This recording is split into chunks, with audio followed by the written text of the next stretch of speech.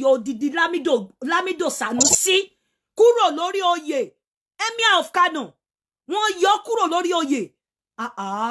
No one is above the law, and no one should be above the law. No one should be above the law. The fact that everyone is insensitive against those children that died, 35, confirmed that she was called, but she did not pick the calls.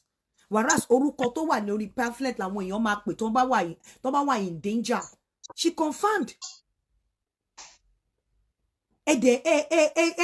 Gbogbo wa ò lè sùn ká kọrí síbì kan náà. So you expect pé kí government kọ́ ni àwọn ọmọ tó à ń sọ̀rọ̀ àwọn ọmọ tó ti kú. Màmá yẹn confirm pé olú ọmọ ni Naomi jẹ́. Who says báwọn ọmọ tó kú yẹn wọn lè jẹ́ olú ọmọ fáwọn parents wọn? So that when you are talking, ẹ jẹ́ ká àwọn tó mọ̀ ń gbọ́ wà. Ṣé kò sólú ọmọ lára àwọn ọmọ tó kú yẹn pé olú ọmọ ni Naomi jẹ́, so kò sólú ọmọ lára àwọn ọmọ 35 children tó kú? Nobody say kò sí nǹkankan tí ìjọba máa ṣe, but ẹ̀yin náà ẹ ń pé kí Ọọ̀ni of Ifẹ̀ dá sí. Níbi tó dé tí Ọọ̀ni of Ifẹ̀ bá dá sí wọ́n á drag ẹ̀. Ẹ̀yin náà lè máa padà drag ẹ̀. Ẹ máa ní ìfẹ́ ìlú òdà, ìlú òdà, ìlú òdà, ìlú òdà. Ẹ̀yin náà lè ń bàlújẹ́, mo ti sọ fún yín. Tí máa yẹn tó bá máa dá sí, wọ́n sì máa dé ibi tó máa dé kó tó dá sí. Wọn ò tí ì hear ẹjọ́, wọn ò tí ì hear anything, ẹni kó dá sí. So ó mì pé anyone can just do anything in the name of you have a godfather tó máa dá sí. Nobody is saying pé anything ṣẹlẹ̀. Tí máa yẹn bá dá sí nísìn, àwọn ẹrù pé àwọn international wọ́n máa drag ẹ̀ kó lè dá sí nísìn. Kó lè dá, ẹ jẹ́ ká máa present ara wa bí ẹni tó tiẹ̀ mọ̀ nǹkan. Ẹni tó bá fẹ́ unfollow me, please unfollow me. Torí pé mi ò lè ronú pẹ̀lú yín. Mo dẹ̀ mọ̀ pé àwọn nǹkan tí mo rí tí mo ń sọ yìí, gbogbo nǹkan táwọn ọlọ́pàá náà máa rí tó máa put in place láti sọ pé ó yá ìṣe báyìí nìyẹn. Ìyẹn ò dẹ̀ wá mí pé anything máa ṣẹlẹ̀ sí wọn, just like I said in the morning, pé kò mí pé nǹkan kan fẹ́ ṣẹlẹ̀ sí wọn. But ẹ lè sọ wípé kí àwọn ọmọ tó kú yẹn náà bó tiẹ̀ ní gba justice bẹ́ẹ̀ ṣe fẹ́ kí wọ́n gba justice kó dẹ̀ kó lọ bẹ́ẹ̀. No, you can't say that. You can't say that. Bọ́n bá ní gba justice bẹ́ẹ̀ ṣe fẹ́ kó gba justice ẹ lè ní kó lọ bẹ́ẹ̀. Ìmí tí ẹ ní torí pé mo fẹ́ Ọọ̀ni of Ifẹ̀. Ìmí pé mi ní girlfriend. Sí míjọ́ tí ń jẹta tí mò ń sọ fún Ọọ̀ni pé àwa ìtàn ṣe lọ sí Bàdó. I'm a truth sayer, I'm a realist. Kò sí nǹkan tẹ́ lè ṣe mi ò ní bulge lórí ọ̀rọ̀ yìí. Because ní excuse. Wọ́n ní wọ́n sọ ọmọ látorí fence wọ́n ṣe kinní kan. Àwa ò rí evidence yẹn. Ẹ sọ ni. The evidence tá a rí òun náà ni wípé we couldn't see any security operatives around that place. A gbọ́ wípé ọmọ kan sọ, èèyàn kan calling specifically ó sọ wípé a ti wà ń bẹ̀ látàná. That ìyẹn baba ńlá red flag, baba ńlá information ni, but tí wọ́n take into cognizance, wọ́n fọwọ́ wave pé bóyá wọ́n wò pé ìyà ló máa jẹ yín pa, wọ́n ní kẹ́ wá lé ní ẹ wá ti débẹ̀ látàná. Ìyẹn gangan ó ti fún wọn ní insight bí bẹ́ẹ̀ ṣe máa rí. Ipe wọn ò ṣe pre-event shooting is a negligence on the part of the organizers. So ẹ̀yin tẹ́ ń wá fún mi, mo sọ fún yín pé mo mọ nǹkan tí mò ń sọ. Mo dẹ̀ sọ fún yín pé mi ò ní nǹkan kan against anybody nínú wọn. Ọlọ́run dẹ̀ rí mi.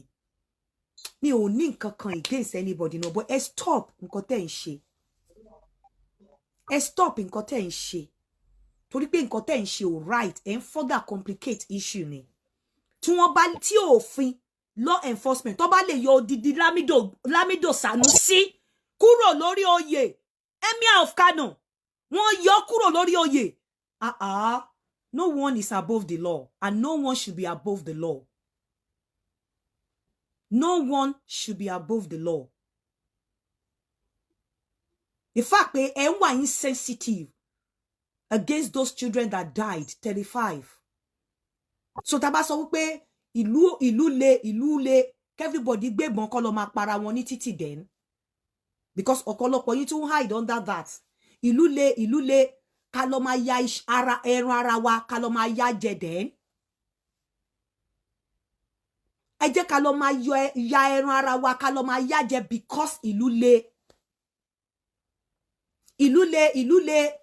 ìwọ tó ní ìyálé gbé ìbọn kó pààyẹ àbí kó ṣe pé wọ́n máa ń ta orí wọ́n dẹ̀ máa ń ta ẹsẹ̀ gé ara yín kẹ́ lọ tà nítorí ìlú le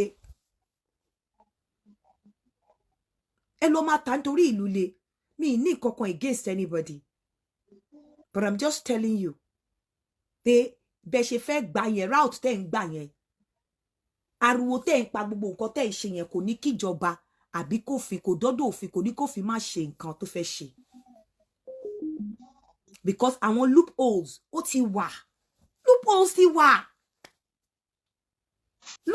ti wà ẹ̀bẹ̀ ló yẹ ká máa bẹ̀ ẹ̀bẹ̀ gbogbo ìlú le ògiri kan ẹ̀bẹ̀ ló yẹ kí everybody máa bẹ̀ loophole tẹ́ ẹ bá tiẹ̀ mọ̀ gbogbo nǹkan mo ti fún yín ní méjì nsìn a day before the event a lady called into the show and said àti wà ń bẹ̀ látàná security issue ni that was a red flag tó yẹ kó call for security help ìyẹn number 1 number 2 méjì tí mo fún yín ẹ lọ máa ronú lórí ẹ̀ pé loopholes tó yẹ kẹ́ fi máa bẹ̀bẹ̀ ni ìkejì ó ní prevent shooting ó yẹ kí prevent shooting wà gbogbo ẹ̀yin tẹ́ ń handle event ẹ máa ń lọ before the real event láti lọ wò ó kí ló dé tí àwọn èèyàn tó fẹ́ host ọmọdé tí wọ́n lọ ṣe kíní wọn survey wọn before the event tó bá yẹ pé wọ́n lọ according to because ẹ̀yin lẹ ń shoot according to nǹkan tẹ́ sọ pé àwọn èèyàn ti ń débẹ̀ beforehand tó bá jẹ́ pé wọ́n lọ before the event wọ́n á ti rí pé àwọn èèyàn ti ń débẹ̀ beforehand before the day bóyá wọ́n ṣe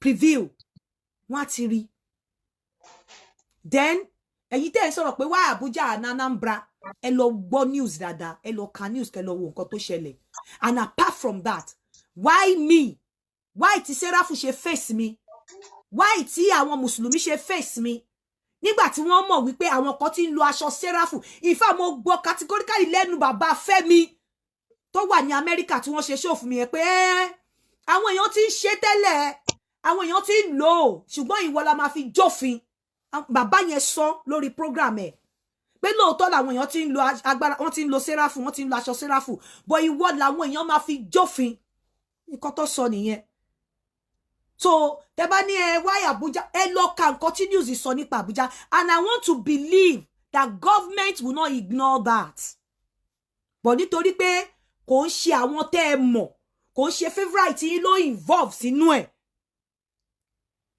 kò ń ṣe favourite yín ló wà nú ẹ̀ kò ń ṣe àwọn tẹ́ ẹ mọ̀ kò jẹ́ kẹ́ ẹ mọ̀ pé government ṣe nǹkan pa ẹ̀ and secondly let me tell you anywhere in the world ọ̀rọ̀ ọmọdé máa ń take priority